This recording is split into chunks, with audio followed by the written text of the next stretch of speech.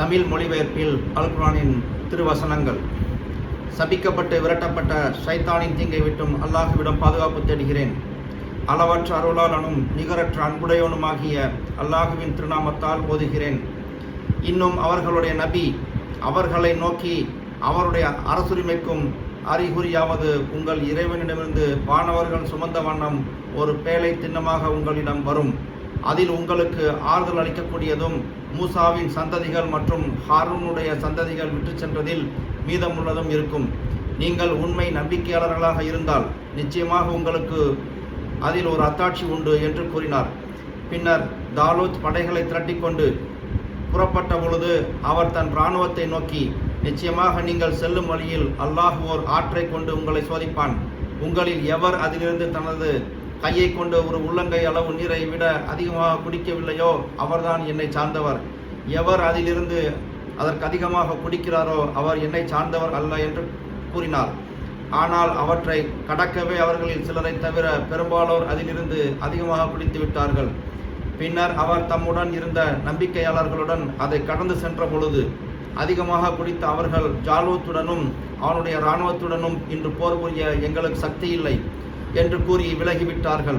ஆனால் அவர்களில் எவர்கள் நிச்சயமாக அல்லாஹ்வை சந்திப்போம் என உறுதி கொண்டிருந்தார்களோ அவர்கள் மற்றவர்களை நோக்கி, எவ்வளவோ பெரும் கூட்டத்தினரை எத்தனையோ சிறு கூட்டத்தினர் அல்லாஹுவின் உதவியை கொண்டு வெற்றி பெற்றிருக்கிறார்கள். அல்லாஹ் பொறுமையாளர்களுடன் இருக்கிறான் என்று கூறினார்கள். மேலும் அவர்கள் ஜாலூத்தையும் அவருடைய படைகளையும் போர்க்களத்தில் எதிர்த்த பொழுது, எங்கள் இறைவனே, நீ எங்கள் மீது பொறுமையை சொரிவாயாக, எங்கள் பாதங்களை உறுதிப்படுத்தி வைப்பாயாக, மேலும் நிராகரிக்கும் இந்த மக்கள் மீது வெற்றி பெற எங்களுக்கு நீ உதவி புரிவாயாக என்றும் பிரார்த்தனை செய்தார்கள். ஆதலால் அவர்கள் அல்லாஹ்வின் உதவியை கொண்டு அவர்களை முறியடித்து விட்டார்கள். இதில் எதிரிகளின் அரசனாகிய ஜாலூத்தை தாலூத்துடைய படையிலிருந்து தாவூத் வெற்றினார். பின்னர் அவருக்கு அல்லாஹ் ஞானத்தையும் அரசாங்கத்தையும் அளித்து போர்க்கவசம் செய்வது போன்ற தான் விரும்பியவற்றையெல்லாம் அவருக்கு கற்பித்துக் கொடுத்தான். இவ்வாறு மனிதர்களில் தீங்கு செய்யும் சிலரை, மனிதர்களின் நல்லவர்கள் சிலரை கொண்டு அல்லாஹ் தடுக்காவிட்டால் இப்பூமி அழிந்தே இருக்கும். ஆயினும் நிச்சயமாக அல்லாஹ் உலகத்தர் மீது கருணையுடையவன் ஆவான். நபியே, இவை அல்லாஹுடைய வசனங்களாகும். நாம் அவற்றை உமக்கு உண்மையில் ஓதி காண்பிக்கிறோம். தவிர நிச்சயமாக நீர் நம்மால் அனுப்பப்பட்ட தூதர்களில் ஒருவர்தான். நம்மால் அனுப்பப்பட்ட தூதர்கள் அனைவரும் ஒரே பதவியுடையவர்கள் அல்லர். அவர்களில் சிலரை விட நாம் மேன்மையாக்கி இருக்கிறோம். அவர்களில் சிலருடன் அல்லாஹ் நேரடியாக பேசியிருக்கிறான். அவர்களில் சிலரை விட பதவியில் உயர்த்தியும் இருக்கிறான். தவிர மரியமுடைய மகன் ஈசாவுக்கு நாம் தெளிவான அத்தாட்சிகளை கொடுத்து ஜிப்ரயீல் என்னும் பரிசுத்த ஆத்மாவை கொண்டு அவருக்கு உதவி செய்தோம். ஒருவருக்கொருவர் சண்டையிடக்கூடாதென்று அல்லாஹ் நாடியிருந்தால் அவன் அனுப்பிய தூதர்களான அவர்களுக்கு பின் வந்தவர்கள் தங்களிடம் தெளிவான அத்தாட்சிகள் வந்த பின்னரும் தங்களுக்குள் சண்டையிட்டு கொண்டிருக்க மாட்டார்கள்.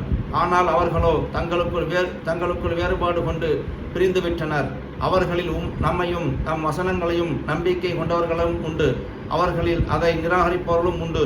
ஆகவே அல்லாஹ் நாடியிருந்தால் இவ்வாறு அவர்கள் சண்டையிட்டிருக்க மாட்டார்கள். ஆனால் அல்லாஹுதான் நாடியவற்றையே செய்வான். நம்பிக்கையாளர்களே, பேரமும் நட்பும் பரிந்துரையும் இல்லாத நியாய தீர்ப்பு நாளின்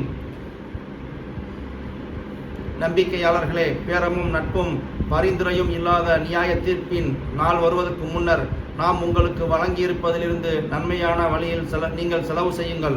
இதை நிராகரிப்பவர்கள் தான் தங்களுக்கு தாமே தீங்கிழைத்துக் கொள்ளும் அநியாயக்காரர்கள். அல்லாஹ் எவ்வித மகத்துவமுடையவன் என்றால் அவனை தவிர வணக்கத்துக்கு தகுதியான இறைவன் வேறு யாரும் இல்லவே இல்லை. அவன் மரணமில்லா உயிர் உள்ளவன் என்றும் நிலையானவன். அவனை சிறு உறக்கமும் பீடிக்காது, பெரும் நித்திரையும் பீடிக்காது. வானங்கள் பூமியில் உள்ளவை அனைத்தும் அவனுடையதே. அவனுடைய அனுமதியின்றி அவனிடத்தில் எவருக்காகிலும் யார்தான் பரிந்து பேசக்கூடும்?